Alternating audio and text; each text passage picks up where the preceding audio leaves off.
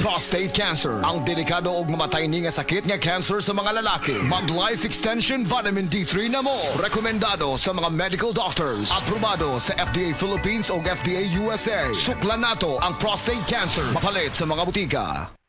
Ano nga ang pinakabagong iBerry Gold with 10 mg lutein? Ako si Danhe, bus driver o pamilyado. Sa karon kay maglisod na ko sa pagmaneho. Ang iligpadong naganigit-ngit ang akong mata mga to maguga o ingon sa doktor kay padong na dinig katarata. Makadungog ko aning iBerry Gold ako gay sawayan mga usa na kabuan sa karon kay arang-arang na. Dili na ko gani kabantay nga masakit niya siya. Pasalamat ko sa iBerry Gold akong tabang sa akong pagmaneho. Available in Mercury and other leading drugstores. Mahalagang paalala, ang iBerry Gold ay hindi gamot at hindi dapat gamitin panggamot sa anumang uri ng sakit. Hi! Ako si Crystal Buena, usa ka virtual assistant ug model. Being a working mom is not easy, especially having a special child kay ga-require sab sila og special care. Pero nakaya nako. Well, thanks to MX3 capsule na verified with alpha, beta o gamma nutrients, kauban ng pag-exercise o proper diet.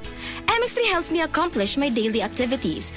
MX3, diri ko believe! Mahalagang paalala, ang MX3 capsule ay hindi gamot at hindi dapat gamiting panggamot sa anumang uri ng sakit. MX3. Dito ako believe.